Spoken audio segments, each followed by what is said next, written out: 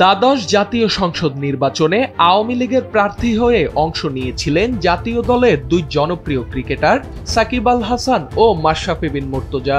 18 নির্বাচনে মাশরাফি প্রতিদ্বন্দ্বিতা করলেও জাতীয় দলে থাকাকালীন 24-এর নির্বাচনে প্রথমবারের মতো প্রতিদ্বন্দ্বিতা করেন বিশ্বসেরা অলরাউন্ডার সাকিব আল হাসান। দলে থাকা অবস্থায় সাকিবের নেওয়া এমন সিদ্ধান্তে দেশজুড়ে সৃষ্টি হয় আলোচনা সমালোচনা। 18 আর 24 দুই নির্বাচনেই মাশরাফি সাকিবের প্রচারণায় অংশ নেন জাতীয় দলের বেশ কিছু ক্রিকেটার। প্রচারণার সম্মুখ সারিতে ছিলেন সৌম্য সরকার, নুরুল হাসান সোহান, মোসাদ্দেক সৈকত ও রুবেল হোসেনরা। রাজনৈতিক প্রচারণায় জাতীয় দলের ক্রিকেটারদের এমন সরব উপস্থিতি বিতর্কের জন্ম দেয় জাতীয় ও আন্তর্জাতিক অঙ্গনে। সাকিব মাশরাফির ঘটনা থেকে শিক্ষা নিয়েছে জাতীয় ক্রীড়া পরিষদ।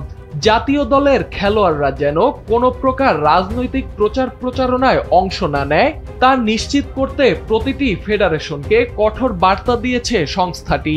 24 নভেম্বর দেয়া এক চিঠিতে বিষয়টি নিশ্চিত করেছে ক্রীড়া পরিষদ।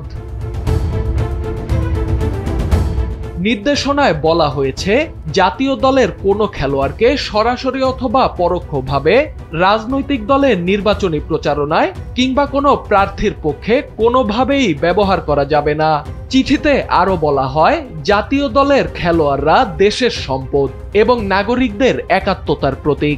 তাদের ভাবমূর্তি কোনো রাজনৈতিক বা নির্বাচনী কর্মকাণ্ডের সঙ্গে যুক্ত হওয়া ক্রীড়াঙ্গনের নিরপেক্ষতা ও পবিত্রতার জন্য ক্ষতিকর। তবে শুধু ক্রিকেটার নয়, এ নির্দেশনা ক্রিকেটার, ফুটবলার সহ বাংলাদেশের ক্রীড়াঙ্গনের সব খেলোয়াড়দের ক্ষেত্রেই প্রযোজ্য হবে।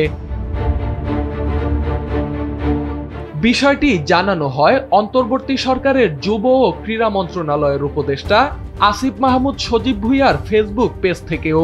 পোস্টে উল্লেখ করা হয়, যে কোনো ডিসিপ্লিনের জাতীয় দলের খেলোয়াড়দের নির্বাচনী প্রচারণায় সম্পৃক্ততা কঠোরভাবে নিষিদ্ধ করে সংশ্লিষ্ট ফেডারেশনগুলোকে আনুষ্ঠানিকভাবে সতর্ক করেছে জাতীয় ক্রীড়া পরিষদ। ক্রীড়া পরিষদের নির্দেশনা অনুযায়ী রাষ্ট্রীয় দায়িত্ব পালনকারী অ্যাথলেটদের নিরপেক্ষতা নিশ্চিত করতে সকল ফেডারেশনকে কঠোরভাবে এ নীতিমালা অনুসরণ করতে হবে। সোহান আল রাজি, এনপিবি।